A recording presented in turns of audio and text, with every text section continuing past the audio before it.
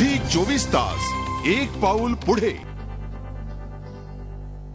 तुम्ही इतके राजकारणी जवळून पाहिले जगातले, असे कुठले राजकारणी आहेत का की जे गळ्यामध्ये मनगटाच्या आकाराच्या जाडीच्या अशा सोन्याच्या चेन घालतात किंवा 10-10 बोटांमध्ये अंगठ्या घालतात, स्वतःची मोठी मोठी होर्डिंग लावतात, असे राजकारणी कुठे पाहिलेत तुम्ही?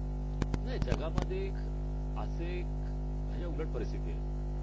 असे बरेचसे मी राजकारणी बघितले की ज्यांना म्हणजे जे वैयक्तिकदृष्ट्या श्रीमंत जरी असले तरी त्यांना श्रीमंती दाखवायची भीती वाटते. कारण त्यांना वाटतं काय की लोक आपला तिरस्कार करतील. आता इस्रायलची एक गोष्ट सांगतो. इस्रायलमध्ये मंत्र्यांना घर नाही. म्हणजे आता त्यांना पण दहशतवादाची भीती आपल्यापेक्षा खूप मोठी भीती आहे, तरी पण त्यांना घर नाही. मी त्याचे जे राष्ट्रपती आहेत सिमॉन पेरेस त्यांच्या घरी गेलो होतो. त्यांच्या घरमध्ये एक छोटासा बंगला आहे. खालती फक्त म्हणजे जी वेटिंग रूम आहे तिथे जास्तीत जास्त 5 लोक बसू शकतात. पंतप्रधानांना तर घर नाहीच, ते भाड्याच्या अपार्टमेंटमध्ये राहतात आणि असं सगळ्यांची स्थिती आहे. तर अशा परिस्थितीमध्ये त्यांचे जे संरक्षण मंत्री आहेत एहूद बाराक, त्यांनी स्वतःच्या पैशांनी एका खूप मोठ्या अशा प्रसिद्ध अशा इमारतीमध्ये तेल अवीवच्या पिंका स्ट्रीटवरती फ्लॅट घेतलाय आणि त्याबद्दल लोक त्याची चेष्टा करतात. आता गमतीची गोष्ट की त्याच बिल्डिंगमध्ये एका शास्त्रज्ञांनी फ्लॅट घेतलेला आहे. त्याच्याबद्दल लोक त्याचं कौतुक करतात. म्हणजे लोक काय म्हणतात की शास्त्रज्ञ जर का एवढा मोठा झाला आणि त्यांनी एका खूप अशा म्हणजे प्रेस्टिजियस अशा किंवा अतिशय महागड्या अशा बिल्डिंगमध्ये त्यांनी फ्लॅट घेतला, त्याचं कौतुक केलं पाहिजे. पण एका राजकीय नेत्याकडे जर का एवढे पैसे आले तर त्याच्याबद्दल आपण संशय घेतला पाहिजे. पण ह्याचा हे जे होतं हे लोकांची प्रवृत्ती आहे. त्यामुळे तिकडे आदर्शसारखी घरं होत नसतात. त्यामुळे आदर्शसारखी घरं होत नाहीत. पण हे सगळं कायद्याने काही होत नाही. पण आपल्याला असं वाटतं की एक कायदा केला की त्यातून मार्ग निघेल, असं कधी होत नाही. शेवटी लोकशाहीमध्ये लोक हा शब्द महत्वाचा आहे. मगाशी लोकपालाबद्दल तुम्ही प्रश्न विचारला. लोकपालामध्ये लोक आणि पाल हे 2 शब्द आहेत. त्याच्यामध्ये लोकांची जबाबदारी खूप आहे, पण लोकांना वाटतं की लोकांनी काय करू नये आणि तो पाल एक निर्माण करावा, त्या पालनीच सगळं काहीतरी करावं. तर असं जर का तुम्ही पालच्या अपेक्षेने जर का भ्रष्टाचार निर्माण होत असेल असं वाटत असेल आणि लोकांना फक्त काय 3 दिवस उपोषण आणि मेणबत्त्या घेऊन त्याच्या पलीकडे करण्याची काय जबाबदारी वाटत नसेल तर तुम्ही लोकपाल करा किंवा दुसरं काय करा. तुम्हाला खऱ्या अर्थी लोकशाही फायदे मिळाले पाहिजे. फक्त वाढेल, फक्त मेणबत्त्यांचा गप वाढेल. मराठी मानसिकतेबद्दल तुम्हाला काय वाटतं? मी खरं सांगायचं तर असा विचारच केला नाही. मी म्हणजे माझं जे लहानपण जे गेलं ते थोडं गरिबीमध्ये गेलं, चाळीमध्ये राहत होतो. पण माझी आई लहानपणी गेली, म्हणजे मी 6 वर्षाचा असताना. पण माझ्या आजीनी मला म्हणजे माझा सांभाळ केला आणि माझ्या आजीने माझ्या वडिलांनी माझ्यावरती खूप मोठे उपकार केले.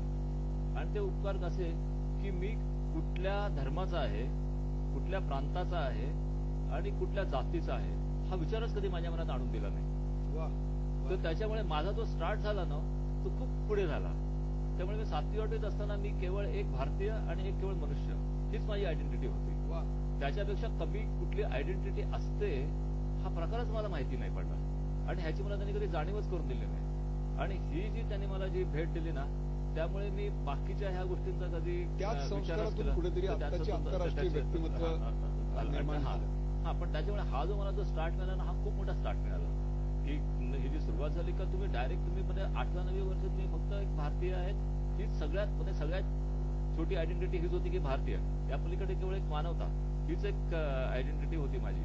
आणि त्यामुळे त्याच्यातूनच मी असा पुढे आलो. त्यामुळे मी मराठी माणसाची मानसिकता कशी असते किंवा तमिळनाडूच्या माणसाची मानसिकता कशी असते किंवा जपानी माणसाची ह्याबद्दल मी कधी फारसा कधी असं म्हणजे निरीक्षण असं केलं नाही. मानसिकतेविषयी हा म्हणजे फक्त माणसाच्या मानसिकता बरोबर किंवा मी एखाद्या समाजाच्या मानसिकतेबद्दल बोलू शकतो.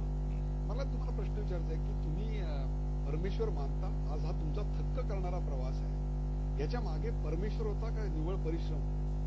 नाही, मी असं समजतो की आयुष्यामध्ये जे काही होतं त्याच्यामागे गणित असतं आणि त्यामध्ये नियती आणि निश्चय ह्या गुणाकारातून निर्मिती होते. वाह वाह. आणि कोणीही माणूस जगातला कोणीही माणूस कुठल्याही म्हणजे मी आपलं पुस्तकाचं उदाहरण घेतलं तर त्यातले जे दुर्गम भाग आहेत म्हणजे महाराष्ट्र उदाहरण घेतलं तर गडचिरोली जिल्ह्याबद्दल आपण मगाशी बोलतो. गडचिरोलीतलं उदाहरण घ्या किंवा झारखंड मधलं कुठलं उदाहरण घेतलं त्यातल्या कुठल्याही मुलाला मी जे काही केलं त्यापेक्षा अनेक पटीने पुढे जाऊन काही करणं शक्य आहे. नोबेल पारितोषिक मिळवणं शक्य आहे, कुठल्याही एखाद्या शास्त्रात विज्ञानात हे करणं शक्य आहे. पण आपली नियती काय आपल्याला सांगते त्या नियतीचा कानोसा घेणं फक्त यायला पाहिजे. आणि तो कानोसा घेऊन त्याप्रमाणे निश्चय करून काम करणं ही जिद्द मनामध्ये पाहिजे. ते झालं की निर्मिती सजासजी होते. आपल्याकडे बरेचदा काय होतं की आपण नियती प्रत्येकाला काहीतरी सांगत असते पण आपण ते ऐकत नाही. कारण आपल्याला वाटते की ह्यापेक्षा आपल्याकडे जे जवळपासची जी प्रलोभन आहेत ती आपण बघूया. आता नोकरीची गरज आहे ती आपण बघूया, किंवा पैशाची गरज आहे ती आपण बघूया, किंवा काही इतर ज्या गरजा असतील त्या आपण बघूया. म्हणून आपण नियती साथ जरी घालत असेल तरी आपण ती साथ ऐकत नाही. साथ नियती प्रत्येकाला घालते, त्याच्यामध्ये काही फरक नसतो प्रत्येकाला. म्हणजे नियतीला गरीब श्रीमंत हा फरक कळत नाही, नियतीला गोरा माणूस काळा माणूस हा फरक कळत नाही, नियतीला इव्हन लोळा पांगळा का सुदृढ माणूस हा फरक कळत नाही. नियती साथ प्रत्येकाला घालते, पण त्याला निश्चयाची जोड देणं हे तुमच्या हातात असतं. प्रतिसाद कसा देता, तुम्ही प्रतिसाद कसा देता आणि त्याच्यामध्ये किती निश्चय. जर का नियती आणि निश्चयाचा गुणाकार केला तर निर्मिती होते. वा वा. प्रेक्षक हो, गेल्या काही भागांमध्ये आपण चर्चा करत होतो, गप्पा मारत होतो संदीप वासलेकर या एका अफलातून व्यक्तिमत्वाशी. खरोखरच आजच्या पिढीनं आदर्श कोणाचा ठेवायचा असं जर का मला प्रश्न विचारला तर मी म्हणेन त्यांच्या या जीवन प्रवासाकडे नीट डोळसपणे पहा. त्यांच्या जीवनामध्ये अनेक प्रेरणास्थळं तुम्हाला सापडतील. संदीपजी, आज तुम्ही आलात आणि मन मोकळ्या गप्पा मारल्यात, अनेक विषयांवर बोललात, त्याबद्दल झी24 तास तर्फे मनपूर्वक आभार.